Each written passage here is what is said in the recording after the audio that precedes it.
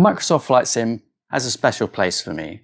It's something I've grown up with playing for, well, since I was a little boy. And it's something that is continuing to grow even now with the new one coming out, Microsoft Flight Sim 2024, hopefully next year. Flight Sim 2020 was a huge, big step in flight simulation. There are other flight simulators around, of course. But today we're going to be seeing if Microsoft Flight Simulator can be played on an old AMD Radeon R9 290 with only 4 gig of RAM.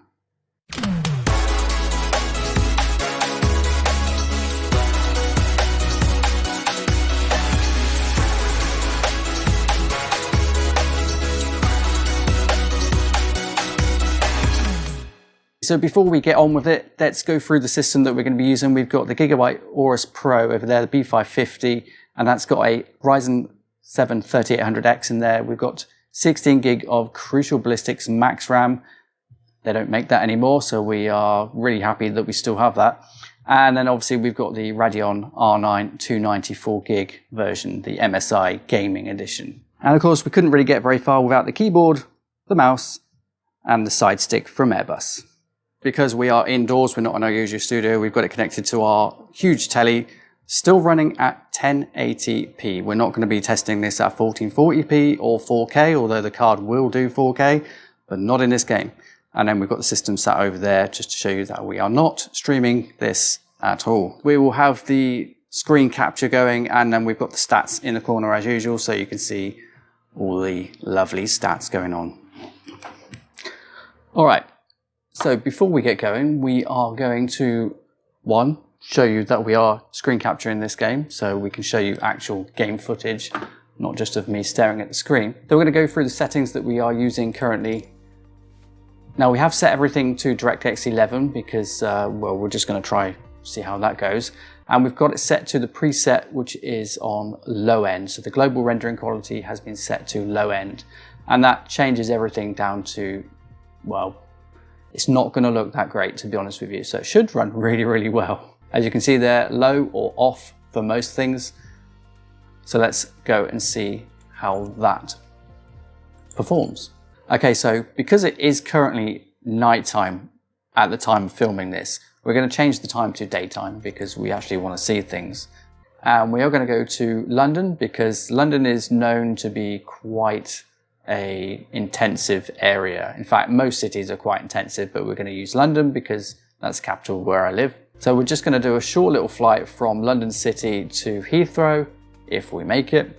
We'll see how this goes, because normally I play with rudder pedals as well, not just a flight stick, so not really sure how this is going to turn out. And we're going to do the full taxi experience as well. We're not going to do the procedures properly because I don't have everything set up here as I would normally have it set up, so this is just to see how it runs. Okay, so as you can see right now, it's not looking that great and it doesn't look very realistic at all. The textures are really poor. One thing I like to do in Flight Sim is if you have this bit enabled and you don't have the ready to fly button disabled, which you can do via a mod, then I like to just let this go around a couple of times, let it load up the area around the airport, because when you're taking off, you really need it nice and smooth. Otherwise your takeoff experience isn't going to be that great. I think that's enough. Let's get in the cockpit and see how it goes. So we're just going to do an auto start. We're just going to do the cheaty way of doing it, which is Control E on the keyboard if you don't do that already. So we're going to do Control E, get that all started up. There we go, we can see the blades turning there and it should initiate the start procedure.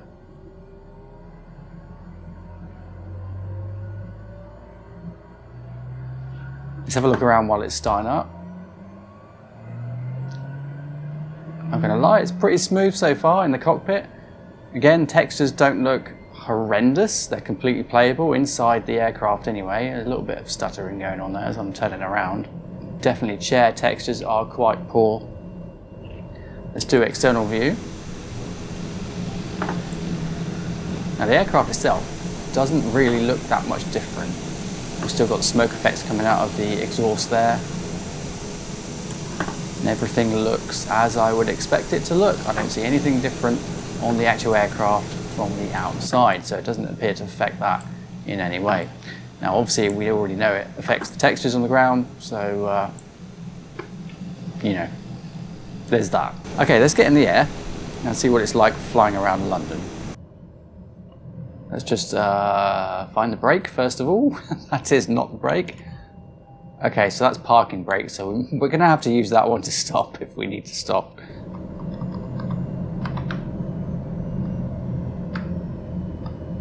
Without putting too much power down.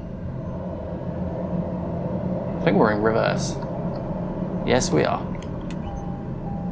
Okay, so what I've done is remapped the slider on the joystick here to be the throttle, because it was actually really difficult to fly it without a throttle.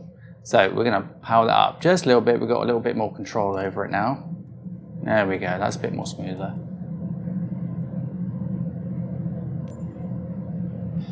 And we're going to ignore the ATC. That's not why we're here today. Okay, we're just going to have a little look left and right, make sure nothing is coming to land, and it looks like it's clear. Let's get all our lights on.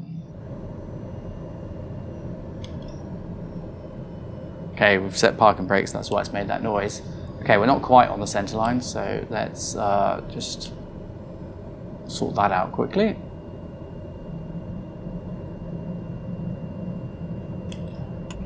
There we go, that should be fine now. Okay, we've got flaps set to way too much actually, so flaps are set to take off, and let's get in the air and see what it's like. So far it's really good. We're getting 60 FPS at 1080p on very low.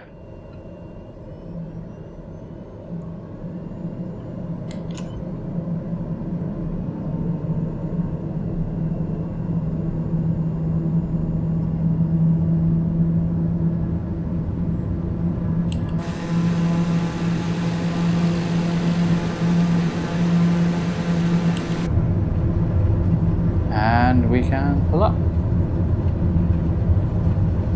And up we go.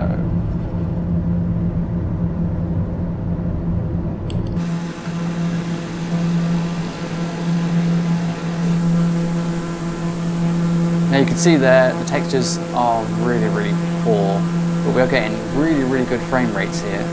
If you were just really worrying about the actual flying itself and you want that to be super smooth in a built-up area like London, for example, then that's the kind of setting you would put it on, but not really the best for visual quality. Okay, so there we are in front. That is the airport we just took off from London City, and we're going to make our way over to Heathrow. It's not really that far away, it doesn't take long at all. Right, so in the cockpit now, you can see in the distance there, it looks extremely poor, to be honest with you. Not a great experience. If you want to fly outside of the cockpit like this, it looks pretty awful, and we've got a bit of delay there as it's loading up ahead of where we are. It looks atrocious, to be honest with you. It's not a great experience. Now, as we get closer to the ground, it doesn't really get much better. We do get a few more details going on. We've got some boats in the harbour down there and a couple of things. I'm going to go over this bridge because the last time I tried to go through it. Now, some of the buildings are very good, as you can see, and a lot of them are not. They're really, really poor quality on this setting. So what we are actually going to do, we are going to pause it right there, and we're going to change it mid-flight to the next level up from low end to medium, and see if that makes any difference to anything at all, which I very much doubt. Not really noticing a lot of difference, to be honest, apart from a frame rate drop. And we will have a look around in a minute. Down here, the frame rate is lower anyway, because we're closer to the ground, obviously, and it's trying to load in all the textures for the ground. But we're still getting about 30 to 35 FPS, it seems. It's gone up to nearly 40 there. Okay, so let's head on back up on our way to Heathrow. You can literally see it loading as we're going across. 500. Lots of cranes and things, and kind of immersion braking, seeing everything load up as you're flying across there. We got 1% low of 21 so far, and 0.1% of 10 frames per second there. Now I'm hoping that's Heathrow in front. I'm not entirely sure if I'm going in the right direction. I should have put it in, programmed it in so I knew which direction I was going. I think it is. I'm not sure, I think it is. It looks like there's more than one runway there, so I think that is Heathrow. So we're going to come in and land at that one. We're going to do flaps. And we're going to start bringing our speed back and drop our altitude. Now we don't have clearance, we're not worrying about all that kind of stuff.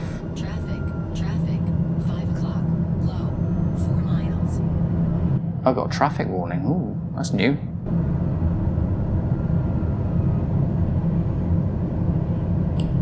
Now we are going to keep our speed up because we've got some larger aircraft coming in and we need to not slow them down. So we come in a bit faster.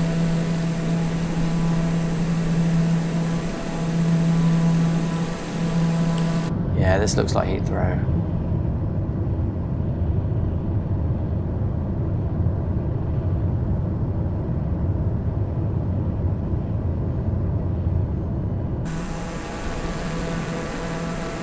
Now Heathrow is known to be also very, very intensive. It's a very busy airport. There's probably a lot of aircraft there as well. So I'm expecting quite a lot of stutters as we go into Heathrow here.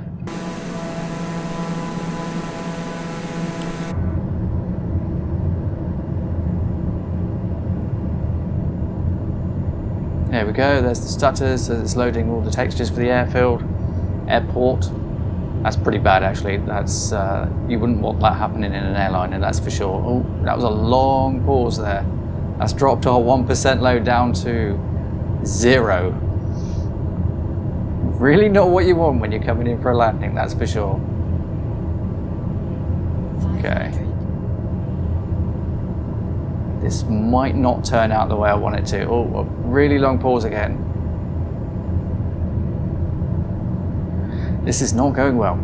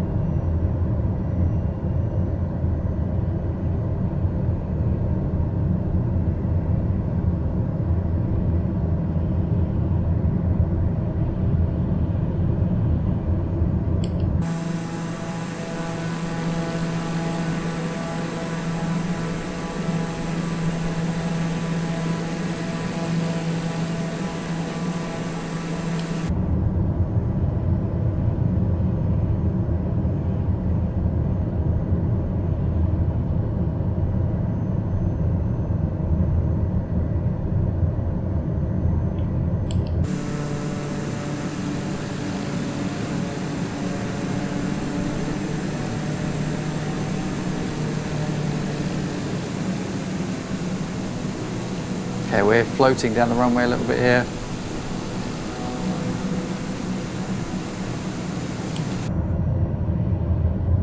But we have got a long runway to play with, so that is okay.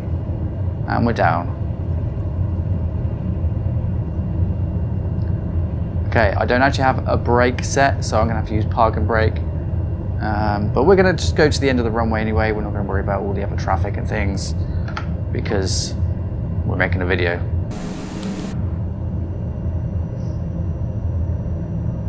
Look, you can see how much runway we've got left. We had plenty of time to land. And obviously you want to try and land in the same spot. But for the sake of the video, that's fine. We landed safely and it was quite a smooth landing actually, considering all the stuttering that we were getting and that we are still getting now. Okay, so that was the setting at low end and medium. Let's try moving on up to the next setting. Okay, so as you can see on the screen now, we are setting our global rendering quality to high end, and that has changed everything to high, and the level of terrain detail set to 100 and the object level to 100 as well, which is the default. Everything is high pretty much, and it has put motion blur high, but we are actually going to turn that off, so it might show custom, just so you know that, because I do not play with motion blur, as you already know. So let's go back into the game, see what kind of FPS we're getting. Now it's definitely dropping lower, dropping a little bit too low than what I would actually like to play this at. Although actually for Flight Sim, a stable 30 FPS is actually completely acceptable for this game. What you want is those 1% lows and the 0.1% lows to be as close to your target as possible. Okay, so we've reset the 1% low benchmark there, so that's going to show any dips straight away. You'll see it straight away. It'll probably drop down to 1 or 0 in this case. So we're just going to turn around and take off. We're not worrying about ATC or any other traffic or anything like that. Now we are going to be taking off from the wrong side of the runway. Now normally you wouldn't do this in real life, obviously, but we're not worrying about any of those kind of things right now. And so far we have a stable FPS here at Heathrow. So we're going to fly back to London City itself. I think we're lined up now. And let's take off.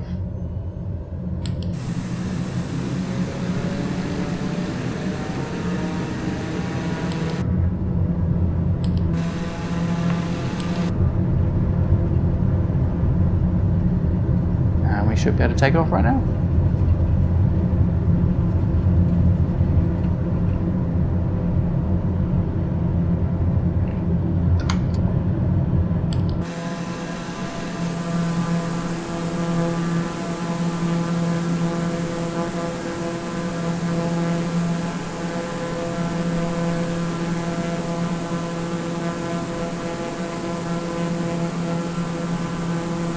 There we go. It's much smoother coming out of Heathrow than it was going in, but that's probably because it's loaded most of the textures for the airport now, and as we get further away, it's unloading those from memory, so it's bound to be a lot smoother. As we come into London itself, that's probably going to change.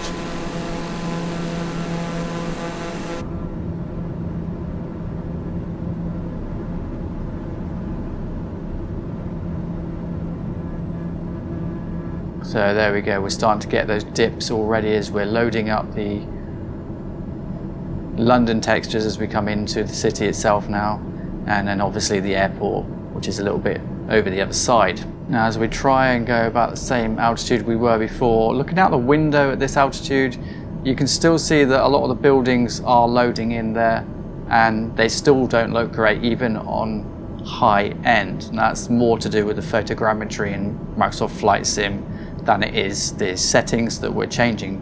Now there we go, we can see London City Airport coming up, so we are going to land there.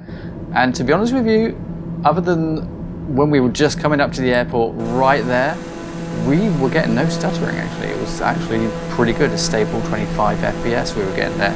So we're going to slow right down, put our flaps full and try and land. It might be a bit too fast and too close now.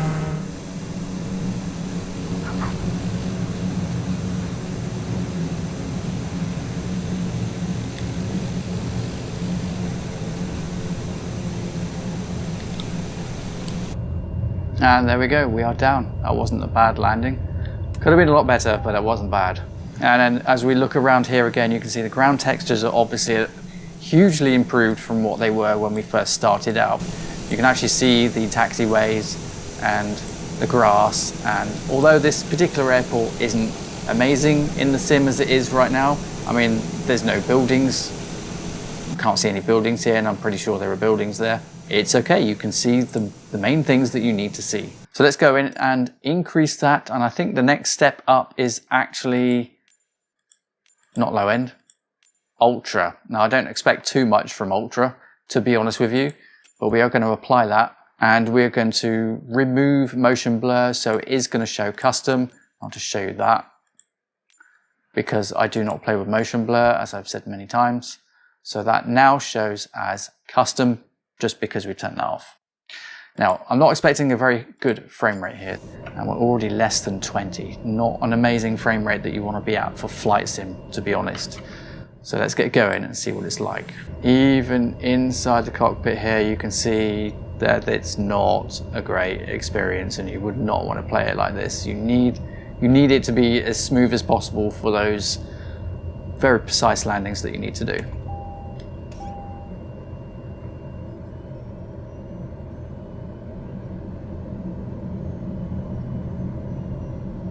Okay, we're just going to go straight out, departure here, and just go for it.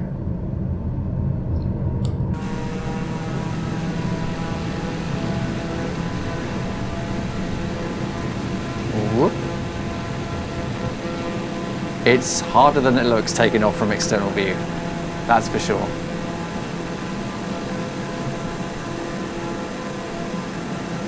Okay, so up here at about 2,000 feet, the frame rate hasn't really increased that much at all. There's still a lot of detail to render outside at this altitude.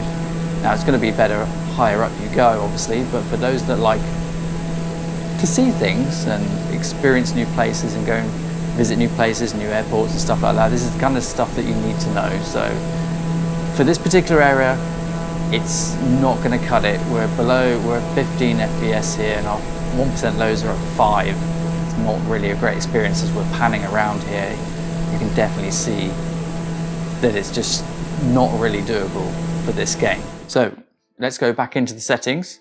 I don't think there's any more need to show you any more of that particular type of gameplay. So we're going to tweak the settings now. Obviously this is an AMD Radeon card, an old AMD Radeon card. It doesn't support DLSS because that's an NVIDIA technology, and it also does support FSR, but this game does not support FSR. However, it does support AMD Fidelity Effect Sharpening, so that is applied by default and has been this entire time at 100%. Unfortunately, we can't use any upscaling, but we can change the render scale, so that's something that we can do.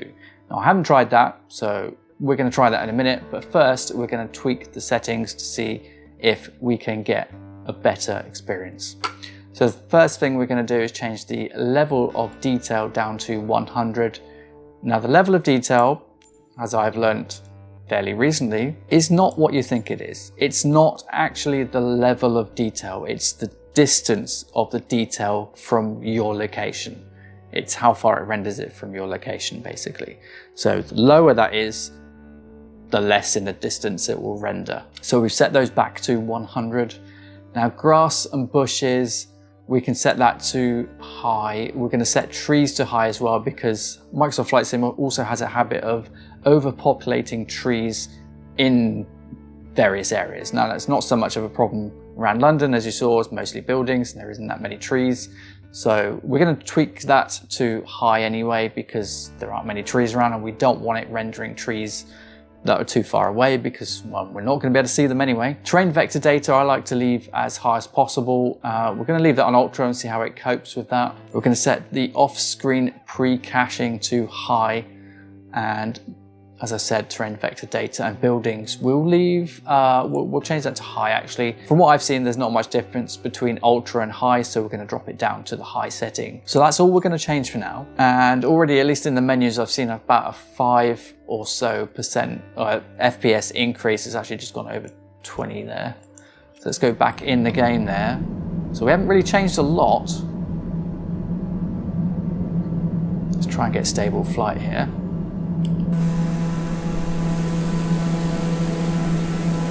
It's gone up a little bit. We've probably gained a couple of FPS, but not much. Nothing to write home about, you know.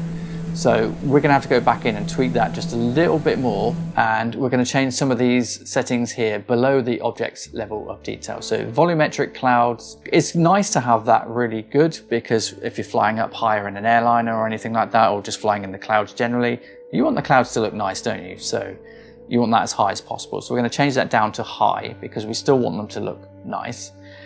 Text to resolution, we are going to drop down. Definitely we're going to drop that down, see if that makes any difference. Anisotropic filtering, we'll drop that down to 8.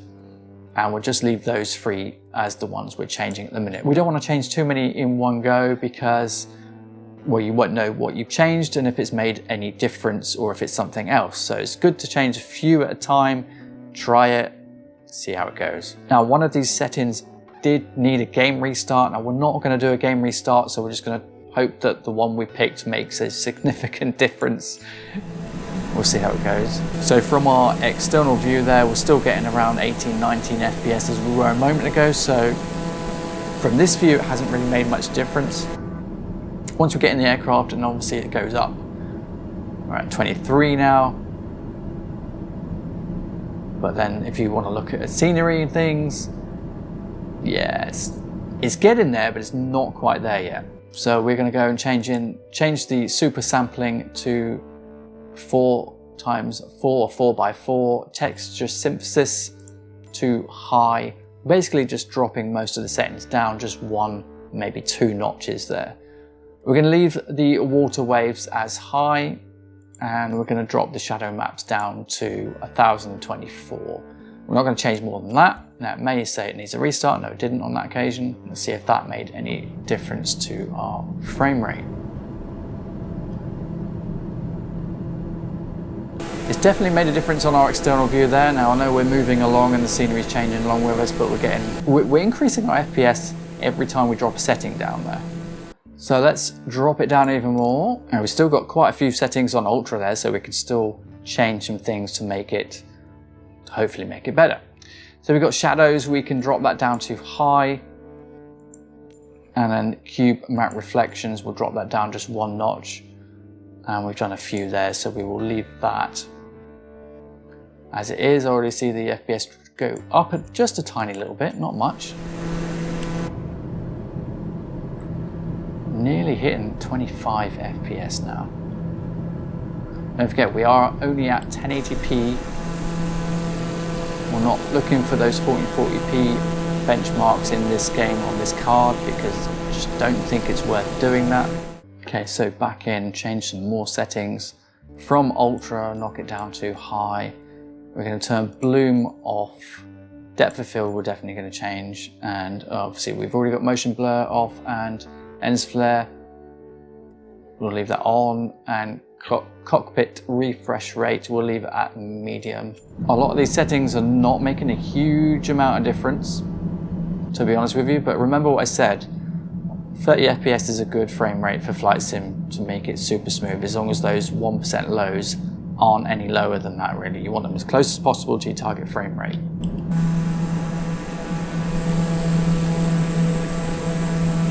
Okay, so we're going to go back up to here and we're going to change the terrain vector data now back to high and the anisotropic filtering down to 4. Now I think that's probably going to say it needs a restart. No, it didn't, so that's good. And we'll go back in and see if that makes any difference. I can already see it's gone up a tiny, tiny amount. Not quite where we want to be really. Landing gear. But it's definitely feeling smoother.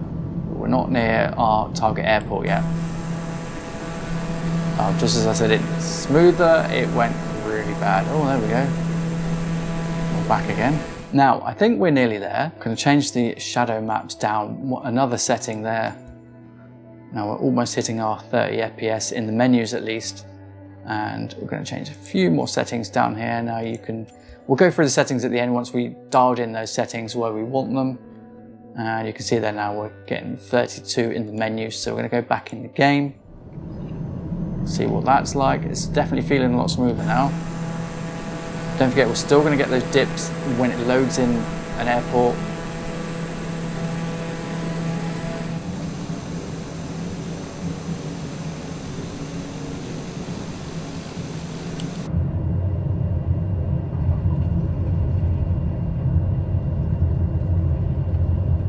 Okay, so I think we've dialed in pretty much the settings that we want to use to make the taxiways and the airports and most of the buildings look okay, for at least the buildings that have been updated and modified so that they actually look like buildings and not just blurry textures.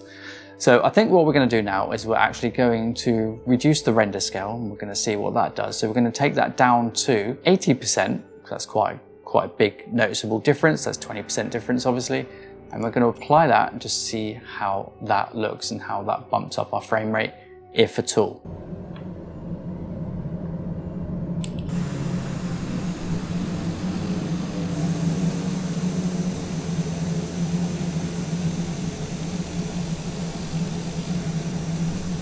So actually what I'm going to do is, because I didn't notice really that much difference, maybe 1 or 2 frames per second difference there, we're going to drop it down even more to 50% render scale and see if that makes a more noticeable difference. I expected 20% would have made a bit more, but it didn't actually make that much difference. So we've dropped it down by 50% now, and everything is looking really fuzzy, I'm going to be honest with you.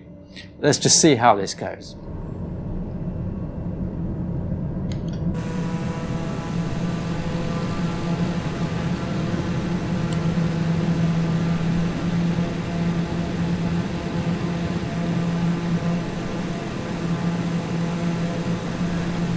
Okay, so from a cockpit point of view, you wouldn't want to lower the resolution scale by 50% because, as you can see on the screen now, the PFD and the MFD, that's the displays on the screen that you can see that tell us where we're going, and the map are too blurry. You just can't read them. There's nothing usable, there's no usable information on them that you would need to successfully do your flight unless you're going to use an external map. But from outside, it's really not looking that great either. Now, the buildings, yeah, maybe not so bad, and we gained about 20 FPS there. We're at 41 now, but at the expense of everything looking really fuzzy, which is not good. Now, lowering the resolution scale is kind of a last resort. You wouldn't really want to do that, so we're going to increase that to 70% now, and you can see there our FPS dropped down to about 34 from what we were on, which was 41, 42.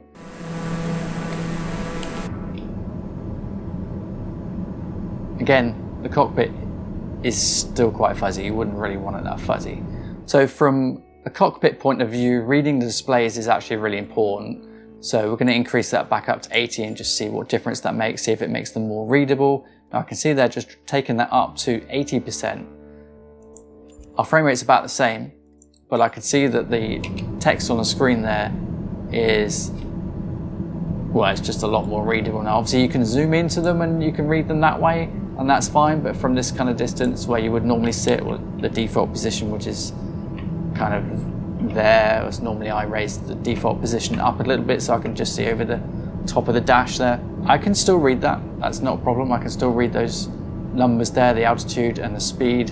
So I think 80% on the render scale is acceptable.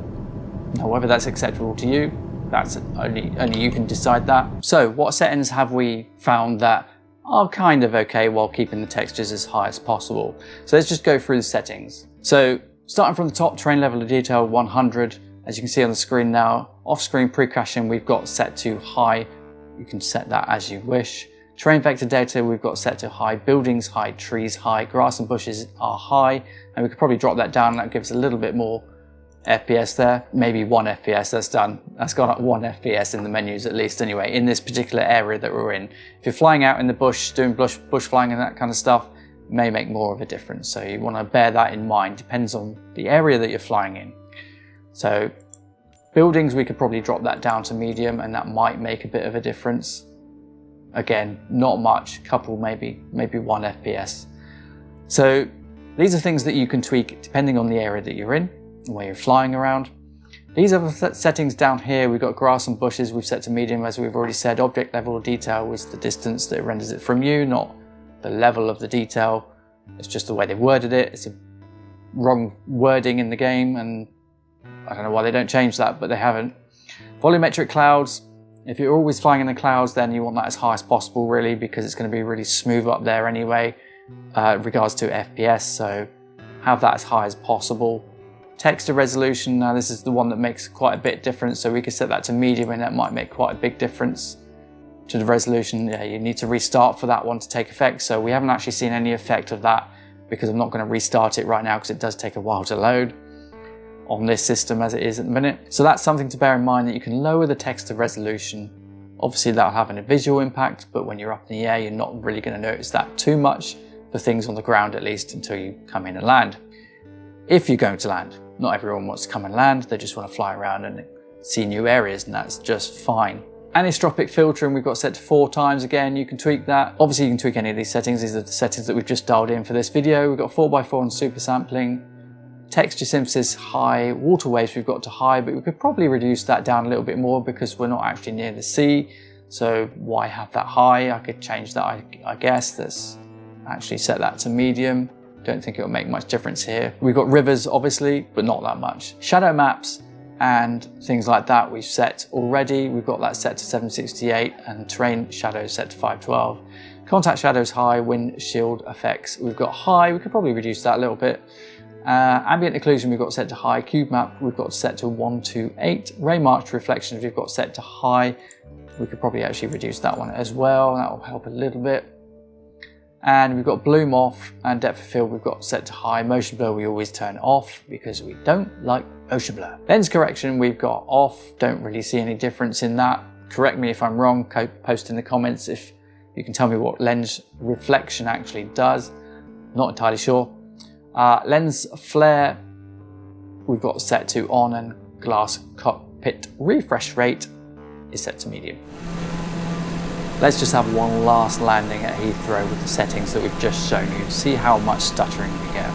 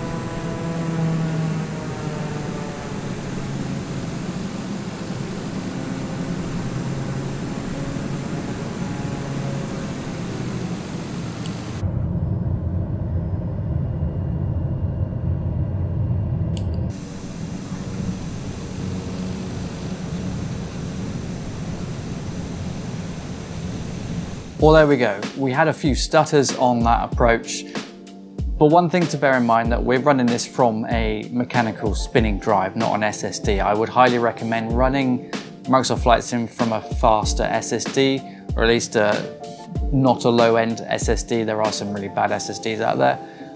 Don't run it from a spinning mechanical old-style hard drive. Really not a good idea. As you saw on the approach there, we had some really bad stuttering and pausing and things like that, which is not great on an approach. You don't want that at all. So that's probably most likely because we're running this from a spinning mechanical drive, not something that I mentioned earlier in the video, because I just wanted to leave that till the end, just to tell you guys that that is actually why some of the stuttering we were getting. It's not because of our internet. We have really fast internet here, and it's not that. It can load the textures in faster than it can write it to the hard drive. And that is the issue. Always run this game from an SSD if you can. A good quality SSD, not a really low, cheap quality SSD. Obviously any SSD is going to be faster than the hard drive, but not all SSDs are equal. Get a good one. Now 30 FPS might not seem like a lot for a game, and most of us are aiming for way higher FPSs in pretty much any other game, but for a simulation game like this, 30 FPS is actually okay. It's good as long as that FPS is stable. Now, as you saw on the approach there and other areas as we were tweaking the settings, we were getting pauses and stutters and stuff like that, but as I mentioned, some of that will go with a faster hard drive. Now, again, you will also still need a good internet connection to be able to download those photogrammetry data and things as you're flying around. Now, it depends on how fast you're flying. You'll need a faster internet connection because it'll have to load that ahead of time the faster you are. So just bear that in mind. If you're flying a really fast jet or something like that, like an F-18 or something, then you might have more issues as you're flying around because it's going to struggle to load that data in quicker if you've got slow internet connection. So again, that's where fast internet connection, SSD comes in, or a good SSD, and tweak those settings. Don't aim too high. You will have to make compromises on an older GPU, but as you can see, and as you have been seeing, you can fly and you can play it, and it looks pretty good, to be honest with you, on an older 4 gig graphics card. So I hope this showed you that you don't need to spend a lot of money as a lot of our other videos are, about not spending a load of money on a graphics card. Now, there are a lot of good deals to be had out there on secondhand graphics cards and maybe not so new graphics cards, so that's something to bear in mind as well if you do have the money. But if you don't have the money for that and you can get yourself a very cheap older graphics card like the R9 290, then at least you know that providing you've got the CPU to back it up, you can have a good experience playing Microsoft Flight Sim. If there's anything else you want to see us chuck at this R9 290, then drop some comments in the comment section down below and we will see what we can do and just see what this 4GB R9 290 can still run. As you can see, it can still run quite a lot. It can definitely run Flight Sim no problem at 1080p. So let me know what else you want me to chuck at this card.